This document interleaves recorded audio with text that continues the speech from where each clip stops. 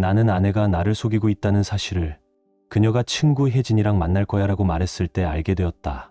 하지만 그 순간 혜진은 바로 내 옆에 있었다. 당신도 아마 이렇게 생각할 것이다. 또 흔하디흔한 불륜 이야기겠지. 하지만 내게 이 이야기는 달랐다. 내 인생을 내가 상상조차 못했던 방식으로 뒤흔들어 놓았으니까. 본격적으로 무슨 일이 있었는지 말하기 전에 나는 내 아내 수진과의 결혼 생활이 어땠는지를 먼저 설명해야 한다. 내 머릿속에서는 내가 한 행동은 정당화될 수 있었지만 그녀가 한 행동은 도저히 용서할 수 없는 일이었다. 수진과 나는 약 10년 전 지인의 생일 파티에서 처음 만났다. 그녀는 내가 바랄 수 있는 모든 것을 가진 사람이었다. 아름답고 똑똑하고 무엇보다 독립적인 사람이었다. 항상 관심을 받아야만 하는 그런 타입이 아니었다. 하지만 우리가 함께 있을 때면 세상은 사라진 듯 보였다. 그녀는 나로 하여금 더 나은 사람이 되고 싶게 만드는 힘을 가지고 있었다. 결혼 초반 우리 부부의 관계는 누구라도 완벽하다라고 부를 만큼 좋았다. 수지는 모든 면에서 동반자였다. 내 결정을 지지해 주었고 내 일을 응원해 주었으며 가능한 한 우리 삶을 가볍고 행복하게 만들어 주었다. 하지만 시간이 흐르면서 조금씩 무언가 달라지기 시작했다. 갑자기 한순간에 무너진 건 아니었다. 그러나 불꽃은 점점 사라져갔다. 한때 열정과 동반자 의식으로 가득했던 결혼은 차츰 설렘 없는 일상으로 변해갔다. 나도 남자이기에 욕구가 있었다. 그러나 수지는 점점 관심을 잃어갔다. 언제나 일에, 친구에 혹은 자기 취미에 바쁘기만 했다. 나는 점점 소외감을 느끼기 시작했다. 물론 이것이 내가 한 일을 정당화해 주는 건 아니다. 하지만 상황을 이해해 주길 바란다. 그 공허함 속으로 혜진이 들어왔다. 혜진은 수진의 가장 친한 친구였고 우리 가족처럼 지내던 사람이었다. 생일 모임에도 명절에도 여행에도 항상 함께였다. 원래 수진과 가까웠지만 시간이 지나면서 나는 그녀가 나에게 지나치게 관심을 보이고 있다는 걸 느끼게 되었다. 처음엔 그저 가벼운 농담, 조금 길어진 대화, 그리고 의미심장한 시선뿐이었다. 나는 한동안 버텼다. 하지만 결국 내가 선을 넘어선 순간 어깨에 얹혀있던 돌덩이가 떨어져 나간 듯했다. 혜진은 나를 다시 원하는 남자로 만들어 주었다. 그녀는 젊고 즐겁고 활기로 가득 차 있었다.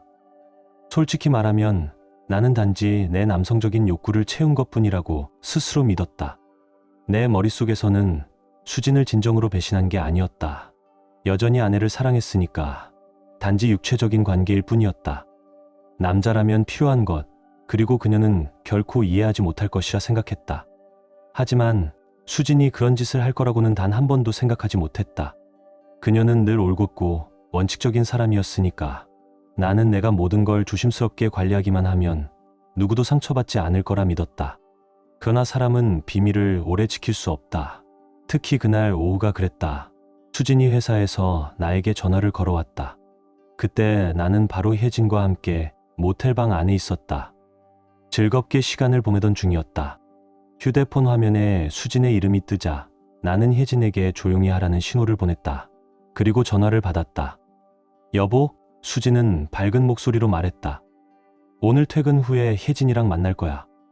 밀린 얘기도 해야 하고 저녁은 기다리지 마. 옆에 누워있던 혜진은 웃음을 참지 못해 목이 막힐 뻔했다. 나는 황급히 마이크를 손으로 가리고 황당하고 짜증난 눈빛을 보냈다. 하지만 그녀는 어깨를 으쓱하며 즐거워할 뿐이었다. 그래, 알았어. 잘 다녀와. 나는 최대한 평정심을 유지하며 대답했다. 고마워, 여보. 사랑해. 수지는 그렇게 말하고 전화를 끊었다. 나는 한동안 휴대폰을 들고 멍하니 있었다. 방금 무슨 일이 일어난 건지 정리하려 했었다. 그런데 혜진은 조금도 놀라지 않는 듯했다. 그게 나를 더 불편하게 만들었다. 혹시 내가 핑계로 쓰일 거 알고 있었어? 나는 억지로 분노를 누르며 물었다. 전혀 몰랐어. 혜진은 대답했다. 그러나 그녀의 말투에는 묘한 뉘앙스가 있었다. 근데 웃기지 않아? 오빠가 맨날 하던 거잖아. 수진이도 이제 똑같이 배우는 거야. 그 말은 주먹으로 얼굴을 얻어맞은 듯 충격적이었다. 나는 혜진이 옳다는 걸 알았지만 내 자존심이 그걸 인정하지 못했다. 나는 벌떡 일어나 옷을 챙겨 입기 시작했다. 대답을 얻어야 했다. 뭐 할 거야? 혜진이 셔츠를 입는 나를 보며 물었다. 확인해야지. 무슨 일이 벌어지고 있는지. 나는 차갑게 말했다. 짐을 챙기고 방을 나서며 그녀의 만류를 무시했다. 내 머릿속은 이미 분노로 가득했다. 수진이 선을 넘었다는 확신뿐이었다. 내가 한 짓은 그래도 내가 여전히 가장이었고 헌신적인 남편이었기 때문에 가능하다고 생각했다. 하지만 그녀는 절대 그럴 권리가 없었다. 집에 도착했을 때 내 머릿속은 복잡하게 뒤엉켜 있었다. 어떻게 하면 내가 이미 알고 있는 사실을 드러내지 않고 그녀를 추궁할 수 있을까? 나는 기다리기로 했다. 수진이 집으로 돌아오기를. 그 사이 나는 그녀의 메시지와 공유 계정을 뒤지기 시작했다. 그리고 피가 얼어붙을 듯한 증거를 발견했다. 바로 그날 밤 그녀 이름으로 예약된 저녁 식사 자리였다. 그것도 평범한 식당이 아니었다. 수진이 내가 싫어하는 걸 뻔히 알면서도 굳이 그곳을 선택했다는 건 나를 초대할 생각조차 없었다는 뜻이었다. 문제는 그녀가 과연 누구와 함께 가느냐는 것이었다. 손은 떨리고 심장은 요동쳤다. 그리고 결국 나는 믿기 힘든 장면을 보았다. 내 아내, 내 인생을 함께 쌓아 올린 수진이 다른 남자와 마주 앉아 웃고 있었다. 그 표정, 그 몸짓 하나하나가 의심의 여지 없이 모든 걸 말해주었다. 집으로 돌아오는 길, 차 안은 적막했다. 나는 속으로 소리를 지르고 싶었고 주먹으로 무언가를 부수고 싶었으며 당장 그 자리에서 그녀를 추궁하고 싶었다. 하지만 지금은 때가 아니었다. 머리를 식히고 전략적으로 움직여야 했다. 내가 배운 게 있다면 진실은 혼란 속에서 드러나지 않는다는 사실이었다. 참아야 했다. 모든 걸 명확히 파악하기 전까지는 움직일 수 없었다. 집에 도착하니 어둠과 정적이 외로움을 더욱 크게 느끼게 만들었다. 소파에 앉아 꼼짝도 못한 채 방금 본 장면을 곱씹었다. 수지는 분명 늦게 들어올 테니 나는 생각할 시간이 있었다. 하지만 머릿속에는 그 이미지가 계속 맴돌았다. 그 남자와 함께 나와는 오랫동안 나눠보지 않았던 웃음을 짓던 수진의 모습. 그는 누구였을까? 얼굴을 자세히 본 건 아니지만 직장에서 본 적 있는 사람이었다. 수진이 가끔 스쳐 지나가듯 언급했던 이름. 박대현 팀장님이 이번 프로젝트 맡으셨대. 라든가 대현 씨가 회의 장소를 정했어. 라는 말들. 그동안 위협적인 존재라고 생각해 본 적 없었다. 하지만 이제 모든 퍼즐이 맞춰졌다. 잦은 야근, 갑작스러운 회의, 끝없는 회식 자리. 전부 그 남자였다. 언제나 그 남자였다. 나는 휴대폰을 꺼내 카카오톡과 네이버를 샅샅이 뒤졌다. 오래 걸리지 않았다. 그의 프로필을 찾았다. 사진 속 박대현은 자신감 넘치는 미소로 원하는 걸 어떻게든 손에 넣을 수 있을 것 같은 기운을 풍기고 있었다. 나는 그의 게시물, 댓글을 끝없이 내려보며 내 의심을 확신으로 바꿀 증거를 찾았다. 그리고 마침내 있었다. 회사 회식 자리 사진들, 동료들과 찍은 단체 사진들 속에서 여러 장면마다 수진이 있었다. 어떤 사진에서는 서로 몸을 기울여 너무 가까운 모습으로 앉아 있었고, 다른 사진에서는 팀 회식 자리에서 내가 오래전에 잊어버린 그녀의 환한 웃음을 짓고 있었다. 그 웃음은 더 이상 나를 향한 게 아니었다.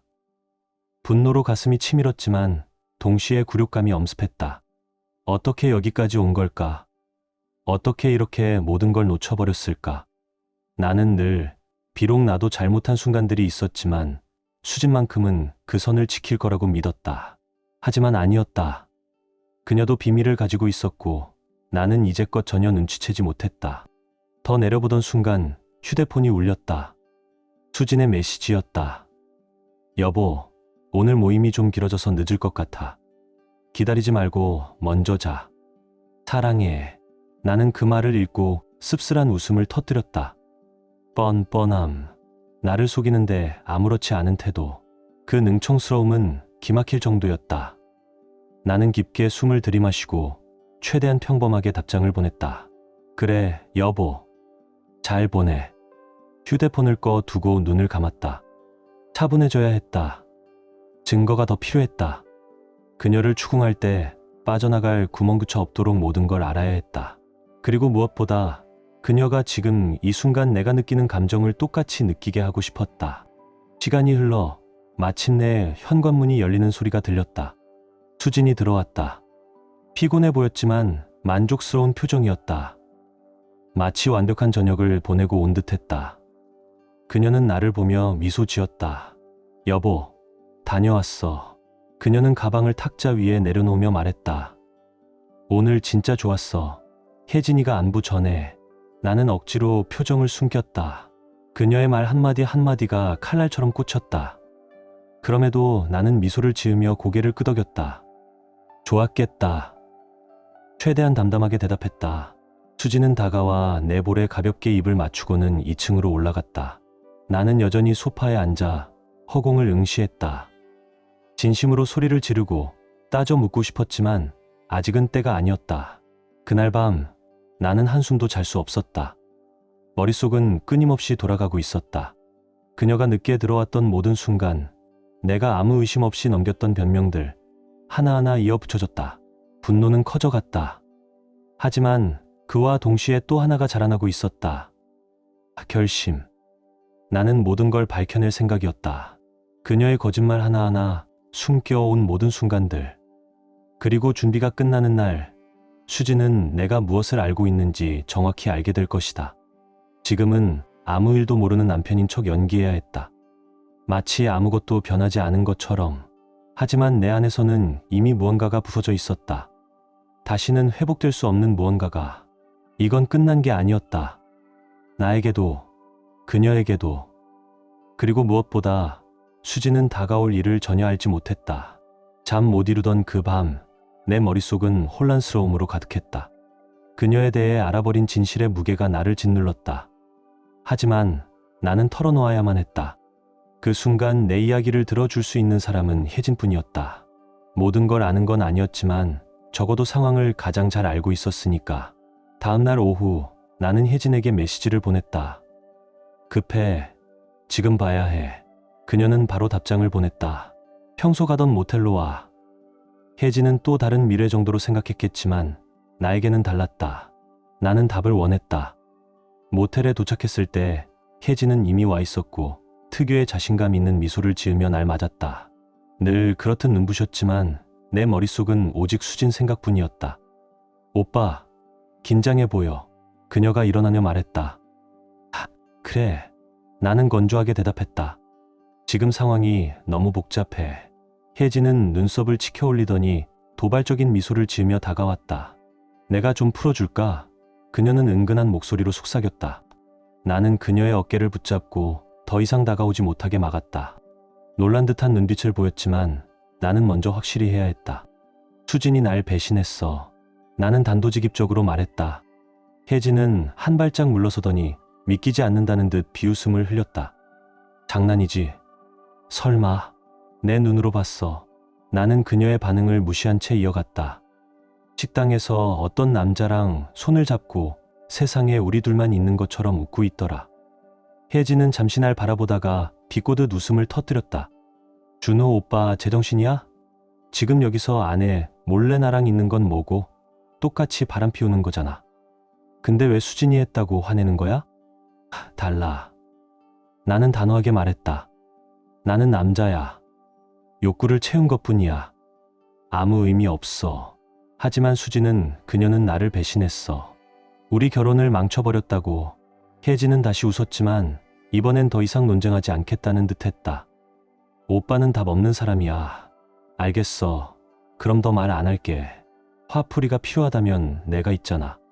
그녀는 다가와 나를 끌어안고 입을 맞췄다. 잠시 망설였지만 곧 나도 받아들였다. 저항해봤자 소용없었다. 혜진은 언제나 내가 있고 싶을 때 딱 필요한 말과 행동을 했다. 그렇게 우리는 또다시 서로에게 빠져들었다. 그 순간만큼은 세상이 잠잠해지고 수진도, 그녀가 한 짓도 멀리 사라진 문제 같았다. 하지만 끝나고 나자 나는 알았다. 이건 아무것도 해결해 주지 못한다는 걸. 오히려 더 강한 결심만 남았다. 침대에 누운 혜진은 담배를 피우며 만족스러운 미소를 짓고 있었고 나는 일어나 옷을 챙겨 입었다. 그래도 결국 수진 뒤쫓을 거지? 혜진이 묘한 어조로 물었다. 그래. 나는 주저없이 대답했다.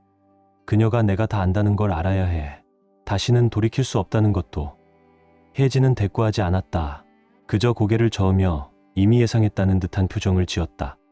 모텔을 나설 때 내 마음은 이미 굳어 있었다. 다음 날 나는 식당에서 찍은 수진과 박대연의 사진을 들고 그녀의 회사로 향했다. 더는 떨리지 않았다. 오직 결심뿐이었다. 수진도 내가 느낀 수치심을 똑같이 느껴야 했다. 정오 무렵 건물에 도착했다.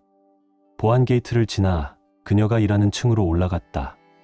회의실 안에서 몇 명과 회의를 하고 있는 모습이 보였다. 나는 문을 세게 두드려 회의를 끊었다. 모든 시선이 나를 향했고 수진도 당황한 얼굴로 날 보았다. 준호 오빠, 여기서 뭐 하는 거야? 그녀는 놀란 듯 불편해하며 물었다. 지금 당장 얘기해야 해. 나는 단호히 말했다. 그녀는 망설이다가 내가 물러서지 않을 걸 알았는지 자리에서 일어났다.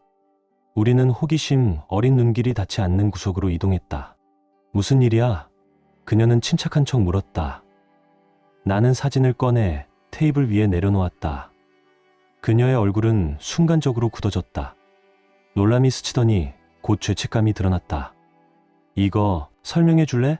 내 목소리는 낮았지만 분노로 떨리고 있었다. 준호 오빠, 내가 설명할게. 설명은 필요 없어. 나는 그녀 말을 끊었다. 넌 우리 결혼을 망쳤어. 거짓말, 배신 대체 왜? 나는 널 위해 모든 걸 줬어. 모든 걸. 그녀가 무언가 말하려 했지만 나는 듣지 않았다. 나는 널 존중했어, 수진아. 그런데 내가 나한테 이렇게 갚아? 박대연이랑, 같은 직장 동료랑? 내가 집에서 이 비참한 삶을 지키려고 일할 때 너는 그 남자랑 웃고 있었지. 날 조롱하면서? 나는 분노와 원망으로 목소리를 높였다. 내가 우리를 위해 애쓰고 있을 때, 내가 모든 걸 감당하고 있을 때 넌 그와 함께 웃고 있었다. 거짓말로 날 속이고 우리가 함께 쌓아온 걸 다 망가뜨리면서. 수지는 눈에 띄게 흔들렸다. 테이블 위에 놓인 사진을 바라보는 그녀의 손이 떨렸고 눈가에 눈물이 고였다. 하지만 아무 말도 하지 못했다. 변명도 부정도 없었다. 완전히 드러난 죄인만이 가질 수 있는 침묵뿐이었다. 이게 내가 원했던 거야, 수진아? 나는 목소리를 더욱 굳히며 계속했다. 직장 동료 따위 때문에 우리가 가진 모든 걸 버리고 싶었던 거야? 그 남자가 나한테 없는 뭘 줬지? 즐거움, 관심. 뭐야 대체? 준호, 오빠, 제발. 드디어 수진이 떨리는 목소리로 입을 열었다. 제발. 뭐가 제발이야? 나는 그녀 말을 잘랐다. 솔직할 기회는 있었어. 뭔가 잘못됐다고 말할 수도 있었잖아. 하지만 넌 선택했지. 거짓말을, 배신을, 파괴를. 수지는 울음을 터뜨리며 얼굴을 두 손으로 가렸다. 사무실 한쪽 구석에서 울음소리가 메아리쳤지만 나는 아무런 동정심도 느끼지 못했다. 오히려 분노와 그녀가 드디어 대가를 치른다는 사실에서 오는 기묘한 만족감이 나를 삼켰다. 변명 따윈 듣고 싶지 않아, 수진아. 내 목소리는 차갑게 가라앉았다. 내 결심은 이미 끝났어. 난 이혼을 신청할 거야. 너랑 그 박대연 씨가 행복하길 바란다. 어차피 내가 우리를 망쳐버렸으니까. 그녀는 뭔가를 말하려 했지만 흐느낌 사이로 알아듣기 힘들 뿐이었다. 나는 더 듣지 않았다. 물건을 챙기고 그녀를 그 자리에 버려둔 채 나왔다. 사무실 공용구역을 지나치자 동료들이 호기심 가득한 눈으로 나를 바라봤다. 모두가 무슨 일이 일어났는지 짐작하려는 듯했다. 하지만 상관없었다. 수지는 그만큼의 수치심을 당할 자격이 있었다. 집으로 돌아오는 길, 내 마음은 묘하게 가벼워졌다. 마치 나를 짓누르던 돌덩이를 내려놓은 듯했다. 그러나 동시에 깊은 공허함이 찾아왔다. 분노는 여전했지만 내 안의 갈증은 결코 채워지지 않았다. 상황이 내가 인정하고 싶었던 것보다 훨씬 복잡하다는 걸 내 마음 어딘가에서는 이미 알고 있었다. 그날 밤 늦게 혜진에게서 메시지가 왔다. 내일 만날 수 있을까? 할 얘기가 있어. 나는 동의했다. 아마 그녀는 벌써 직장에서 있었던 일을 들었을 것이다. 우리의 세계는 너무 얽혀 있었고 이런 일이 아무도 모르게 지나갈 리 없었다. 다음 날 나는 늘 가던 모텔에서 혜진을 만났다. 평소와 달리 그녀는 긴장한 모습이었다. 침대 끝에 앉아 팔짱을 낀 채 무거운 말을 꺼낼 준비를 하는 듯 했다. 수진이가 나를 찾아왔어. 혜진은 곧장 본론으로 들어갔다. 내 표정이 굳었다. 뭐라고 했는데? 완전히 무너졌어. 준우 오빠. 혜진은 예상보다 한층 부드러운 목소리로 말했다. 회사에서 있었던 일, 사진, 이혼 얘기까지 다 말했어. 내가 오빠랑 관계 있다는 건 당연히 몰라. 하지만 정말 끝까지 무너진 상태야. 나는 참지 못하고 비웃듯 눈을 굴렸다. 그녀가 우리 결혼을 망쳤어. 혜진아. 자업자득이야. 내가 뭘 어쩌란 거야? 가만히 앉아서 뒤에서 비웃도록 놔두라고? 혜진은 한숨을 내쉬었다. 마치 안에서 치열한 싸움을 하고 있는 듯 했다. 그리고 마침내 입을 열었다. 내가 수진이 잘못했는지 아닌지 따질 생각은 없어. 하지만 수진은 내 친구야. 준우 오빠. 내 앞에서 다 털어놓는데 난 너무 괴로웠어. 나도 같이 배신하고 있는 거니까. 이건 잘못된 거야. 내 분노가 다시 치밀어 올랐다. 혜진아, 내가 말했잖아. 이건 다른 문제야. 수진은 스스로 바람을 피운 거고 날 속였어. 우리 사이와는 아무 상관없어. 아니, 준호 오빠. 혜진이 내 말을 끊었다. 수진이 옳았다는 게 아냐. 하지만 나 지금은 더 이상 이걸 계속할 수 없어. 수진이가 저렇게 무너져 있는데 나도 시간이 필요해. 시간, 나는 믿을 수 없다는 듯 되물었다. 혜진아, 정말 그녀 때문에 이 관계를 끝내겠다는 거야? 그녀가 그런 짓을 다 했는데도? 응. 혜진은 단호하게 말했다. 결국 수진이는 내 친구야. 그녀가 잘못했더라도 나도 잘못한 거야. 우리 둘 다. 나는 말없이 그녀의 말을 곱씹었다. 내 일부는 변명하며 설득하고 싶었지만 속으로는 이미 답을 알았다. 그녀의 결심은 굳어 있었다. 좋아. 마침내 나는 자리에서 일어나며 말했다. 내가 원한다면 그렇게 해. 하지만 이건 변하지 않아. 우리 결혼을 망친 건 수진이지 내가 아니야. 나는 후회하지 않아. 혜진은 아무 말도 하지 않았다. 그저 슬픔과 체념이 섞인 눈빛으로 나를 바라볼 뿐이었다. 나는 다시 모텔을 떠났다. 이번엔 완전히 혼자였고 길을 걸으며 또 하나가 부서져 버린 듯한 허무함이 밀려왔다. 단 한 가지는 분명했다. 내가 옳았다. 수진은 결코 되돌릴 수 없는 선을 넘었다. 그리고 혜진이 떠난다 해도 내 마음속 깊은 곳에서는 여전히 모든 게 수진의 잘못이라 믿고 있었다. 적어도 나는 스스로에게 그렇게 말하고 있었다.